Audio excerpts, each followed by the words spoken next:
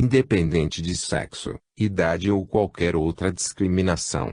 É essencial a todo ser humano estabelecer relações afetivas que propiciem crescimento a si e aquele com quem se relacione. A psique humana grava em seus arquivos de memória aquilo que ocorre à sua volta, tornando mais acessível ao ego aquele conteúdo ao qual foi dado maior quantidade de energia afetiva. O que foi vivido com emoção intensa terá prevalência sobre os demais conteúdos absorvidos pela consciência. O que deu entrada na mente humana pelo intelecto, tem menor carga de energia do que aquilo que foi experienciado emocionalmente. O que penetra no psiquismo humano por qualquer via se conecta no inconsciente a conteúdos que a eles se assemelham. A mente que se estrutura sem afetividade necessitará de doses maiores desta para que se habilite a adquiri-la. Deverá receber estímulos afetivos em sua vida de tal forma que dê continuidade a eles. Traumas desta ou de outras vidas, decorrentes de experiências amorosas mal-sucedidas, podem provocar o retraimento e o medo de vivê-las novamente. Algumas pessoas naturalmente se sentem inferiores. Tal sentimento nem sempre decorre de influências maternas ou paternas, tampouco vem de experiências traumáticas ou de exposição em alguma situação ao ridículo. Trazem na alma a marca da tristeza ou da falta de esperança. Desacreditam de si mesmas. Têm medo do novo e não creem que serão bem-sucedidas no que fazem. Veem antecipadamente a derrota, atribuindo aos obstáculos valores superlativos. Muitas vezes se alegram quando encontram uma desculpa para não ir adiante no que pretendem realizar. Sentem uma satisfação íntima quando um obstáculo surge, que possa servir de justificativa para sua derrota. Pode-se encontrar tais características em crianças ou em adolescentes, sem que se consiga que eles adquiram coragem para expressar o que sentem. Não conseguem ou não sabem admitir que têm aquelas características. Costumam acreditar que são inferiores, socialmente, intelectualmente ou esteticamente, aos outros.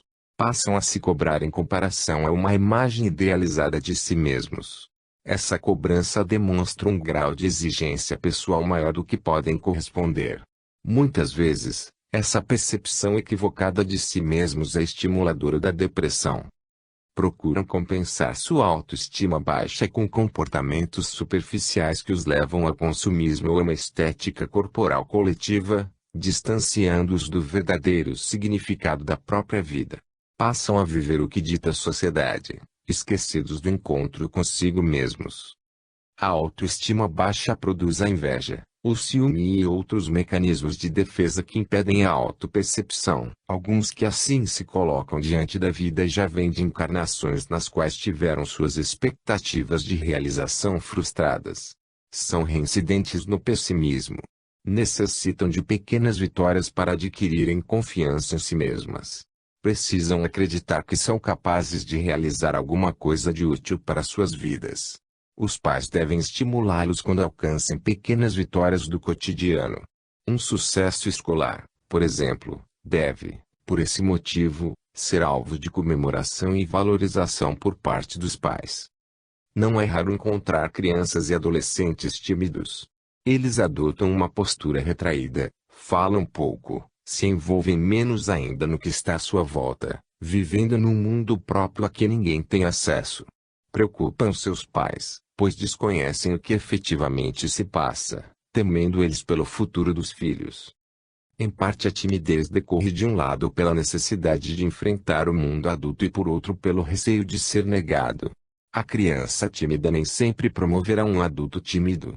Fatores outros, tais como uma experiência bem-sucedida, poderão modificar a atitude da criança perante o mundo. Fundamental é entender que a criança tem um olhar sobre o mundo a partir de valores oriundos de sua educação, como também pelas experiências, traumáticas ou não, que viveu na atual ou em outras existências. É necessário entender o ritmo de cada ser para compreendê-lo e melhor ajudá-lo. A timidez será patológica quando associada a outros comportamentos que denotam a incapacidade para a socialização. Quando uma criança demonstra evitar contato com outras e quando provocada continua a se retrair, é sinal de que os pais devem investigar os motivos que levam a esse comportamento. Quando o adolescente é tímido e não tem amigos, devem os pais verificar, com cautela, as causas e os fatores que interferem na sua atitude medrosa diante do mundo. Geralmente, quando os pais tentam entrar no mundo do adolescente sem o devido cuidado, são tomados como invasores da privacidade deles. A melhor tática é respeitar seu comportamento, aliar-se a eles, procurar sentir o que eles sentem, facilitar a transição da adolescência, aproximar-se solidariamente, dialogar sem cobranças, perceber o gosto preferencial, estimular as habilidades perceptíveis, buscar expor a própria vida tornando-os amigos, vendo-os como pessoas. Não é incomum encontrarmos crianças que demonstram medo diante de situações simples. Apresentam sintomas como receio diante de adultos estranhos, medo de ficarem sós, dificuldade em dormir sozinhas, medo de escuro, sono agitado, dentre outros. Estão sempre recorrendo a seus pais, principalmente a mãe, geralmente durante a noite, a fim de se proteger do que consideram uma ameaça a si mesmas. Apresentam uma personalidade retraída em relação ao mundo.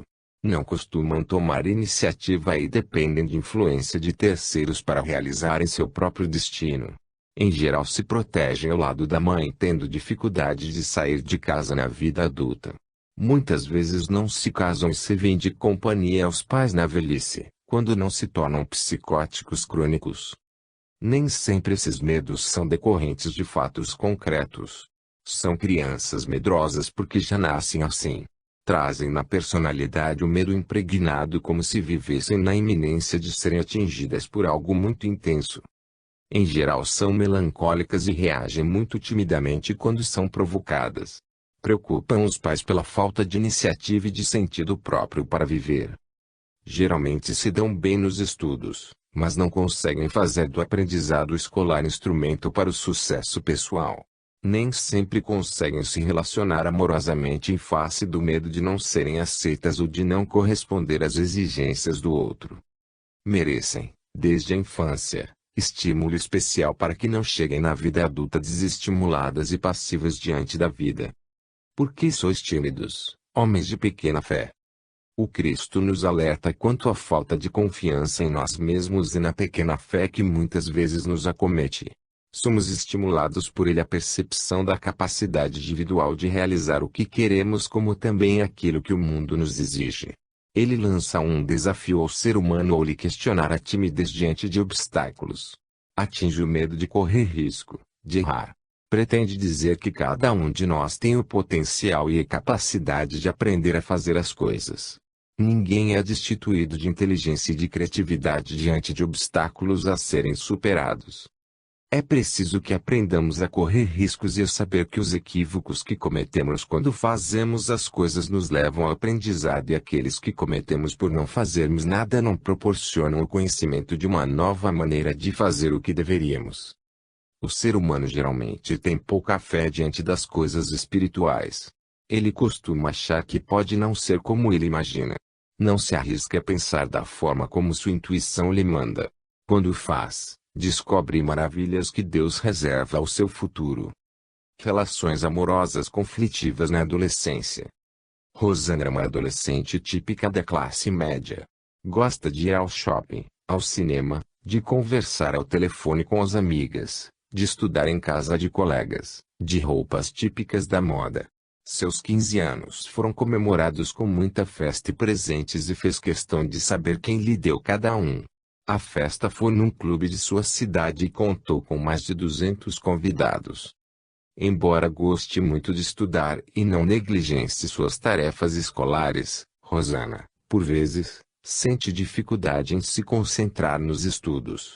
Tem 3 meses que começou a gostar de um rapaz e há 1 mês iniciaram um namoro, consentido por seus pais, os quais lhe transmitem muita segurança e confiança em sua responsabilidade para assumir uma relação madura.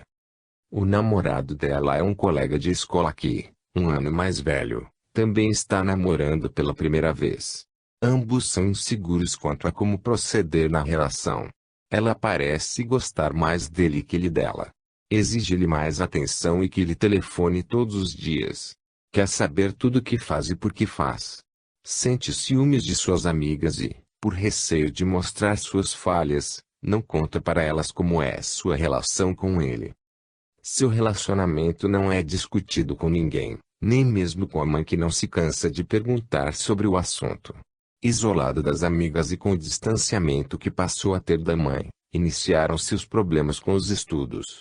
Não conseguia dar conta de suas tarefas diárias e, nas vésperas de prova, passou a ficar muito tensa e nervosa. O resultado foi a queda no rendimento escolar. Seus pais, percebendo a mudança no comportamento da filha, intervieram, através do diálogo, mas Rosane reagia como se recebesse críticas. As discussões entre ela e os pais passaram a ser frequentes e calorosas, culminando com a proibição do namoro. Aos 15 anos e meio Rosana se sentia a pessoa mais infeliz do mundo, por não saber como conduzir sua vida emocional. Sua relação com seus pais tornou-se ruim e os diálogos, antes tão amistosos, rarearam até acabar. O namoro não foi em frente em face da infelicidade que ela sentia. Quis levá-lo adiante para contrariar os pais e mostrar que ela era capaz e que tinha razão no que falava e queria. Mas o rapaz, percebendo a tristeza e choros constantes nela, propôs que terminassem. Ela chorou muito e quase não suportou perder. Achava que não superaria o sentimento de rejeição. Pensou em morrer. Culpou os pais por não lhe entenderem. Apelou para Deus em suas orações para diminuir seu sofrimento e lhe mostrar uma luz. A situação que Rosana viveu aos 15 anos pode ocorrer com qualquer pessoa e em qualquer idade. Mas na adolescência costuma ser muito mais sofrida em face da imaturidade do adolescente. Ela permaneceu por muito tempo, cerca de 2 anos, sentindo o término daquela relação e só se recompôs graças à sua avó materna, por quem tinha muito carinho e que, após longas conversas, fez com que entendesse a vida como um campo de emoções a serem educadas. Ela veio a namorar outro rapaz, com quem conseguiu estabelecer uma relação não neurótica e não sufocante. Precisou passar por uma crise emocional para descobrir que sua vida sentimental precisava de cuidados que só ela própria deveria resolver. As projeções inconscientes se iniciam desde que o ser humano nasce. É no mundo externo, no qual ele se referencia psiquicamente, que se sente existente. Sem o externo interno não se realiza. Assim é com os afetos. Tendemos a buscar alguém com quem estabeleçamos contato e com isso possamos projetar nossas necessidades íntimas. Novamente o espírito encarnado tentará iniciar-se nas relações afetivas face às suas experiências passadas, nem sempre bem-sucedidas. Tentará muitas vezes até que se encontre maduro, para assim aprender as leis de Deus através das relações afetivas. A preparação do adolescente para os relacionamentos afetivos nem sempre se dá de forma consciente. Na maioria dos casos os pais contribuem com isso através do relacionamento que têm entre si. Inconscientemente, por falta de diálogos sobre namoro e relações afetivas, eles tendem a copiar o que viram e o que não veem. Acabam por fazê-lo sem o senso crítico necessário e baseando-se às vezes em suas experiências pregressas de vidas passadas e nas opiniões que lhes chegam por meios indiretos, portanto de vivências que não são suas. O espírito, através dos arquétipos da ânima e do ânimos buscará pessoas que se enquadrem nas imagens ideais que se formaram em suas experiências reencarnatórias, a fim de se complementar afetivamente. Nessa busca enfrentará desafios em si próprio até que consiga integrar suas próprias sombras, que interferem sobremaneira nos relacionamentos, nos quais, inicialmente, sempre prevalece o domínio da persona. O adolescente poderá ter seu coração, leia-se sua mente, prisioneiro das chamadas armadilhas da paixão, nas quais as relações não só são superficiais, pois se dão pelas personas, como também costuma marcar a personalidade na vida adulta, pela intensidade como são vividas. A adolescência é a idade do fortalecimento da identidade pessoal. É quando o espírito se reconhece com o direito de sentir-se quem ele gostaria de ser, procurando preparar-se para enfrentar a nova encarnação. O espírito, em que pese ter participado do planejamento prévio de sua encarnação, invariavelmente se sente inseguro, sobretudo na adolescência, pois enfrentará o novo e não sabe se será bem-sucedido. Na maioria das dimensões de sua vida terá de enfrentar desafios para capacitar-se a apreender as leis de Deus. No que diz respeito à dimensão amorosa, terá que se relacionar com pessoas a fim de vivenciar, quando deseje, o encontro com sua ânima ou ânimos projetado. Nessa busca pelo outro a fim de viver a dimensão amorosa, poderá encontrar dificuldades típicas da idade, principalmente no confronto entre o desejo e a timidez.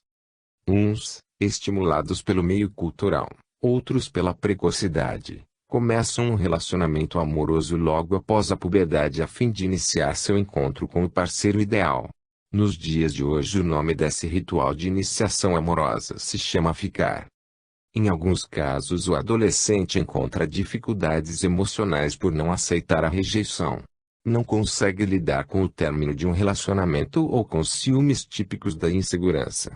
Vivem desnecessariamente preocupados com um relacionamento que mal começou e que, na maioria dos casos, trata-se de experiências iniciais que lhes tornarão maduros para enfrentar algo mais complexo na vida adulta.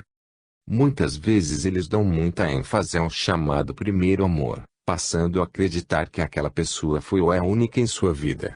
Transferem para ela toda a carga emocional possível por ser a primeira experiência vivida num momento de autodescoberta importante. Algumas pessoas apresentam dificuldade de estabelecer contatos afetivos. Não apenas são de difícil sociabilidade, como também não sabem colocar sua afetividade em prática. São, na maioria das vezes, arredias ao contato com estranhos e até mesmo com parentes com quem estabelecem gratuitamente uma certa distância. Mesmo nos momentos de alegria não costumam demonstrá-la, preferindo o sorriso forçado ou cumprimento formal às pessoas que as procuram. Evitam contato físico e têm dificuldade em abraçar ou beijar no cumprimento. Quando estabelecem algum tipo de relação mais fraterna com alguém, não conseguem demonstrar carinho ou afetividade maior do que um aperto de mão ou abraço social. Muitas vezes essa atitude advém da carência afetiva de que o indivíduo é portador. Em alguns casos a dificuldade se deve pelo fato da pessoa não conseguir distinguir um gesto de carinho ou de afeto de um toque sensual ou erótico. São pessoas que carregam, sem o saber, tabus ou traumas sexuais não resolvidos. Não percebem que são preconceituosos e atribuem aos outros uma certa malícia que inconscientemente carregam. A maioria dessas pessoas não teve uma boa relação afetiva com a mãe. Ou foram preteridas pelos irmãos ou não foram estimulados ao contato físico afetuoso desde a infância. Também pode ter ocorrido que seus pais não tenham tido o hábito de trocar afeto em presença dos filhos. Ato que seria extremamente salutar a todos. Pessoas assim sentem dificuldade em chorar ou se emocionar, e, quando o fazem, costumam exagerar pela falta de hábito. Bem-aventurados os que choram, porque serão consolados. A afirmação do Cristo sobre o chorar nos leva a entender que é preciso aprender a fazê-lo para que possamos obter a consolação de que precisamos. Nem sempre sabemos chorar. Muitas vezes o fazemos por desespero ou por rebeldia. Alguns até choram de raiva, demonstrando pequenez espiritual. A vida emocional de uma pessoa é um continente de possibilidades de realização. E a colocação do Cristo deve nos levar a aprender a expressar o campo emocional que existe em nós. Liberar e educar as emoções representa estágio superior na evolução. A obtenção do consolo só será possível se aprendermos a expressar para o mundo nossas emoções mais íntimas. O consolo significa aquilo que resultará do fato de aprendermos a liberar educadamente as emoções que fervem dentro de cada um de nós. Para que venhamos a educar as emoções é preciso que peçamos ajuda antes que a situação chegue a um ponto no qual o desequilíbrio esteja muito próximo. Pedir ajuda é sinal de humildade e de maturidade emocional. Aproximar-se das pessoas durante crises emocionais permite que nos sintamos referenciados e que compartilhemos nosso mundo íntimo com os outros. Nesses momentos de crise é que se deve buscar a conexão com os amigos e familiares para o fortalecimento de decisões e redução dos medos. Em família, o carinho, o toque, a palavra doce, o beijo, devem ser constantemente estimulados para que o indivíduo ali possa aprender a equilibrar e harmonizar suas emoções sem que seja pego de surpresa em suas relações amorosas fora do lar. Família e opção religiosa. Maria do Carmo adotou uma nova religião diferente daquela em que foi educada e que passou para seus 3 filhos. Sua mudança ocorreu quando, movida pela dor da morte de sua mãe, encontrou conforto nas explicações que lhe vieram através de conhecido pregador das claridades do Evangelho. Entusiasmada com o que julgava novas verdades, tentou em vão passá-las aos familiares. O marido achava que ela deveria estar perturbada por causa da perda da mãe e os filhos viam nela um fanatismo, pois seu interesse fora muito repentino. Sentiam-se abandonados, já que estavam acostumados à presença constante dela. Às vezes, ela pensava que estava órfã, pois já não tinha mais a mãe e a família não lhe entendia a nova escolha. Convidava o marido e os filhos para irem ouvir palestras, mas a recusa era imediata. Ninguém queria ir a locais onde os frequentadores eram pessoas de condição econômica inferior à deles. Ela fora educada na tradicional igreja católica onde recebeu todos os sacramentos. Sua educação doméstica lhe impôs conhecer todas as regras de etiqueta social para que se comportasse educadamente em qualquer ambiente. Gostava de ser chamada de uma pessoa fina. Seu marido vinha, por sua vez, de nobre família de prósperos fazendeiros, acostumado a frequentar ambientes aristocráticos e a não se misturar com pessoas menos favorecidas nem lidar com os que não fossem seus empregados. Abominava religiões, exceto a dele, muito embora não participasse de nenhum culto. Achava as religiões alienantes e fomentadoras da passividade nas pessoas. A mudança de Maria do Carmo foi um transtorno para aquela família acomodada e aparentemente feliz. Só não foi para ela que se sentia renovada e reconfortada. Entendia melhor a vida e compreendia seus muitos processos como necessários passos para se alcançar a felicidade. Conseguia, mesmo não sendo compreendida pelos seus, aceitá-los e entendê-los. Estendeu seu conceito de família dando lugar em seu coração à caridade aos mais necessitados. Aos poucos foi deixando de lado os encontros estéreis com amigas que também lhe criticavam a mudança e não aceitavam o que chamavam de abandono da família e dos valores tradicionais. O marido passou a lhe proibir saídas sob o argumento de que ela estava faltando com a família. Os filhos, todos adolescentes, com idêntica reclamação, acostumados às benesses maternas, não poupavam críticas a ela. Ela trabalhava como secretária numa empresa que fabricava motores, tinha 48 anos e não se sentia completamente feliz por causa da pressão que recebia da família.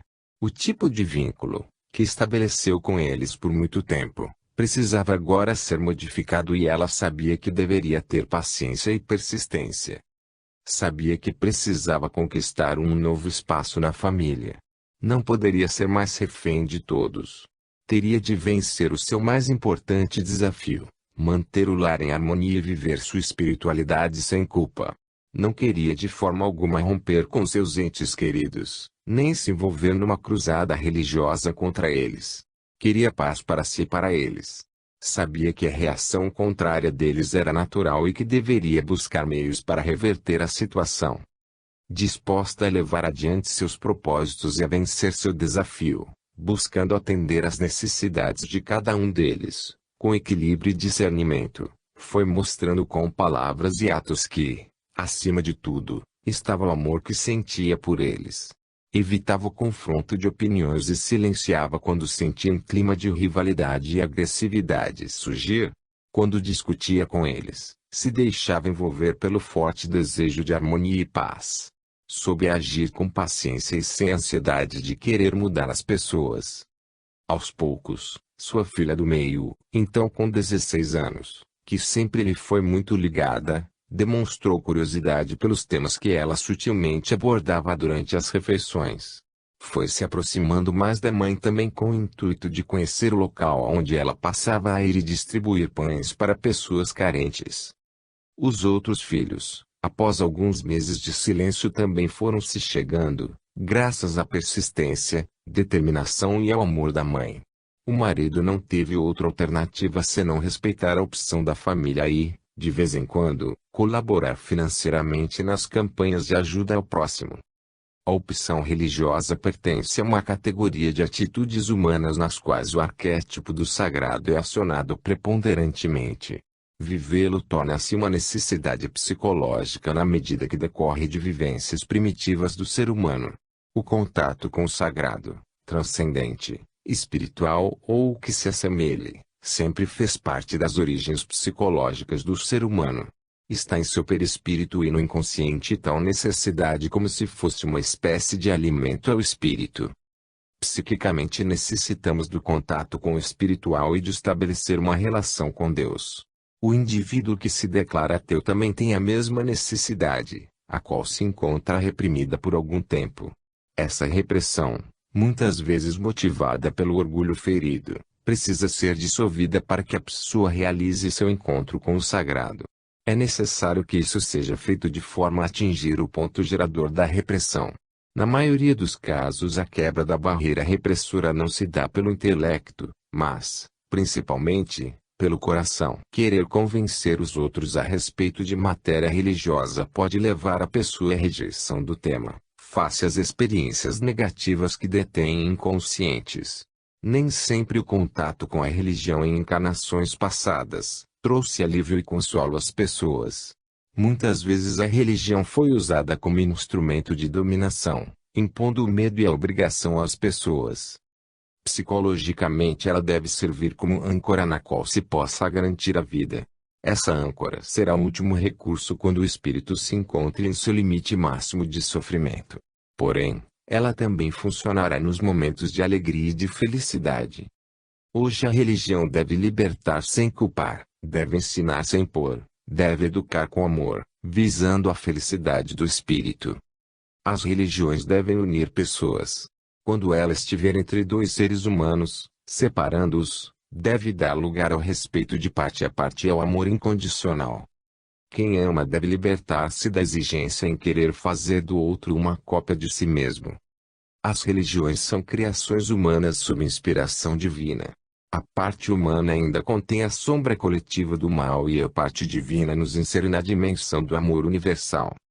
Quando a família se encontra unida na mesma opção e ação religiosas, Deus é cultuado no coração de cada um de seus membros. Essa união permite que as influências espirituais negativas encontrem dificuldades para sua nefasta atuação. O respeito àquele que não nos entende, além de permitir o fortalecimento das próprias convicções, possibilita ao outro a reflexão sobre o que ouve e diz. O hábito de querer converter pessoas às convicções pessoais, religiosas ou não, sem lhes compreender o momento evolutivo, provoca geralmente reação contrária. A renúncia a expressar as próprias ideias quando se opõe às dos outros, em favor da harmonia, sem necessariamente abdicar de tê-las, pode denotar maturidade existencial. Não se deve considerar que as convicções são responsáveis por si só pela existência da pessoa. Somos mais do que as coisas que acreditamos verdadeiras. O respeito pela opção religiosa de alguém é sinal de maturidade psicológica. Nem sempre conseguimos aceitar que alguém possa pensar ou ter uma fé a qual difira das nossas convicções religiosas e filosóficas. Pensamos e cremos de tal forma que nem sempre conseguimos a empatia necessária para entender o porquê de alguém fazê-lo diferente. Pensamos que as verdades que adotamos como princípios religiosos sagrados são verdades imutáveis, visto que, da forma como as vemos, elas nos dão sustentação psicológica à existência.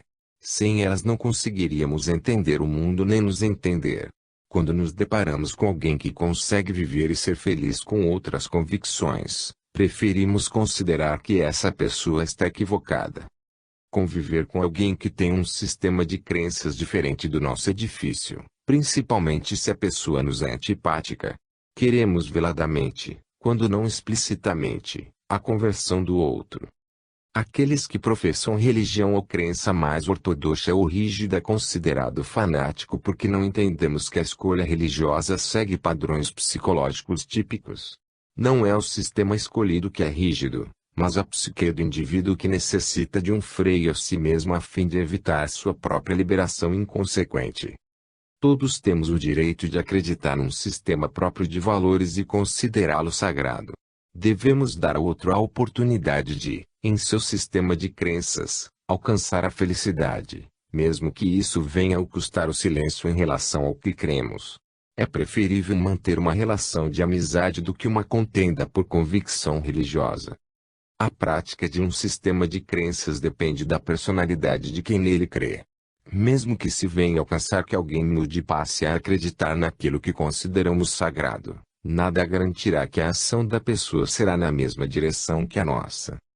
Os pais não devem transferir suas responsabilidades quanto à educação religiosa para a escola, para o templo ou para os grupos sociais de que seus filhos fazem parte, salvo em assuntos cujos valores básicos já estejam sendo ou tenham sido assimilados por eles. Aqueles que se decidiram por constituir uma família devem entender que há desafios nesta que não podem ser transferidos para a sociedade.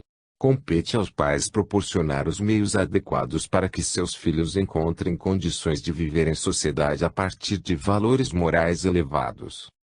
Nem sempre os pais têm uma religião na qual pautam seus princípios.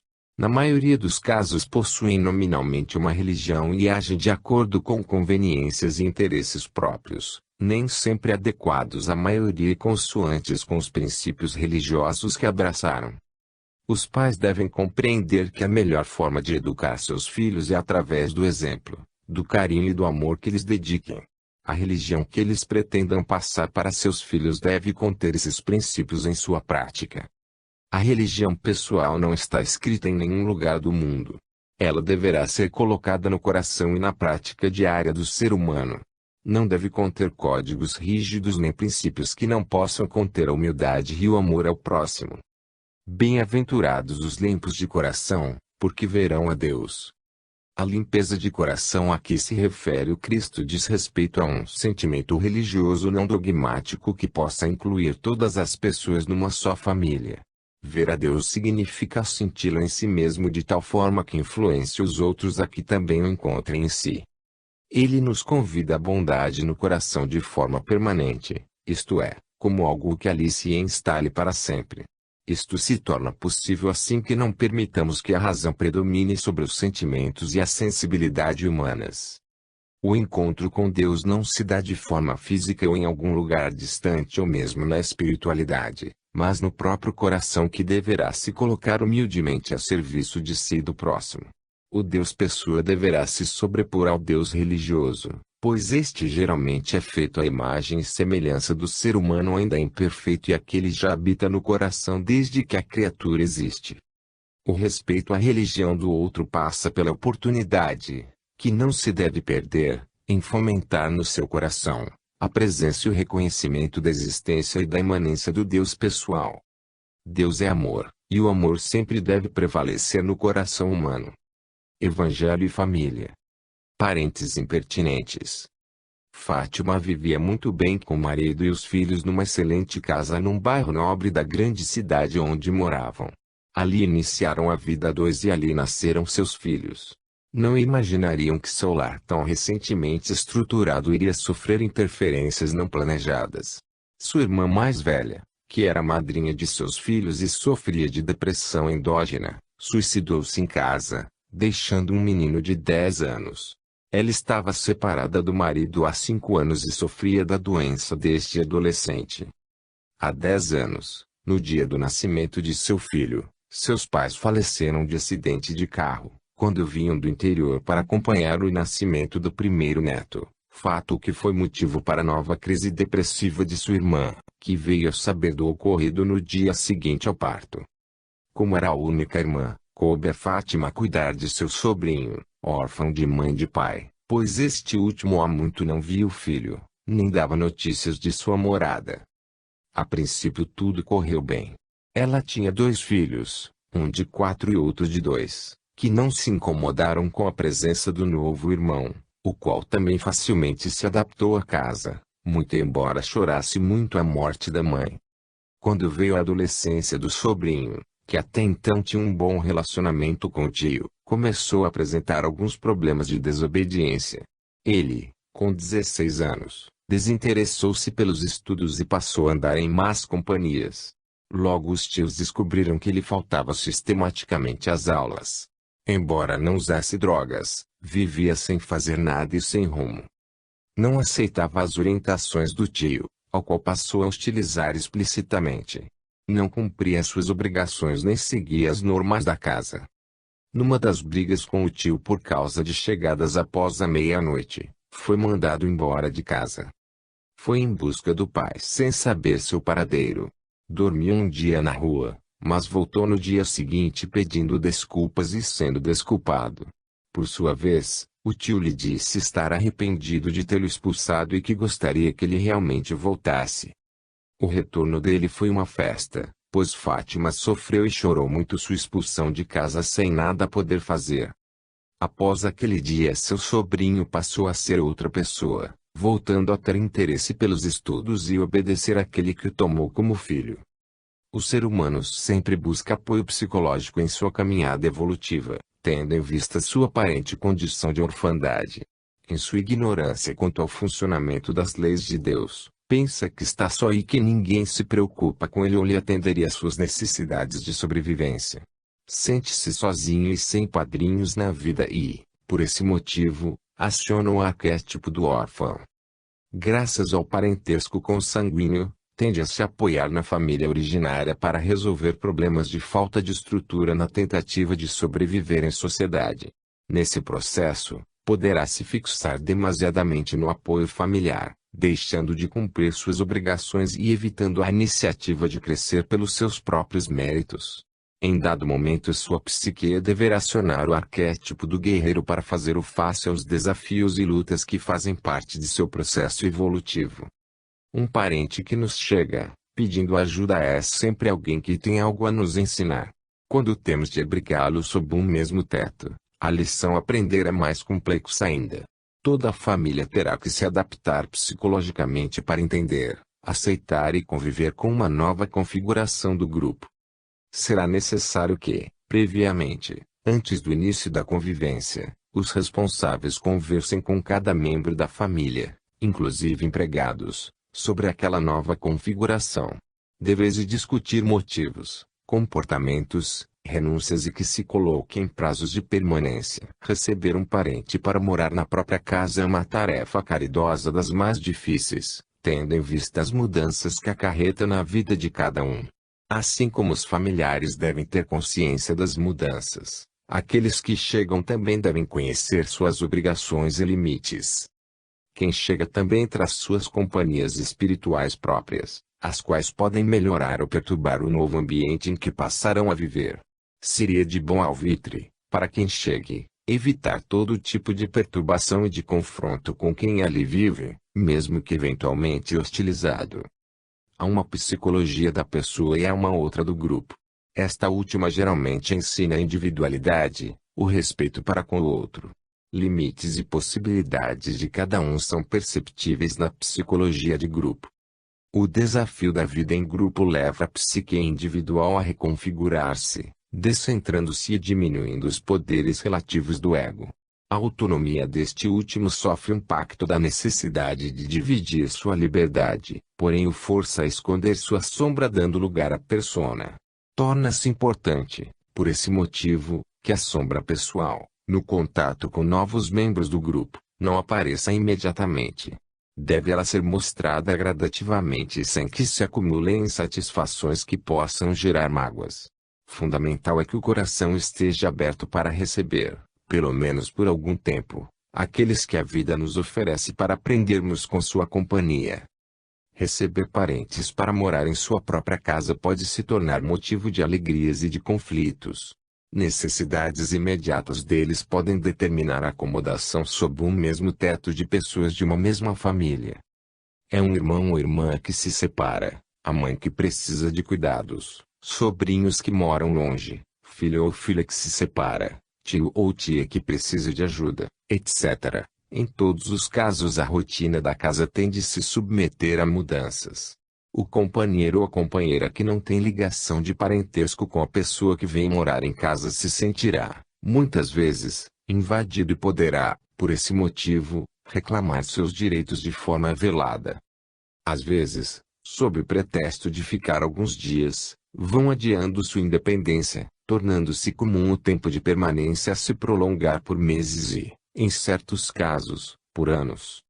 É claro que se deve acolher aquele que precise também ajudar os parentes em dificuldades momentâneas.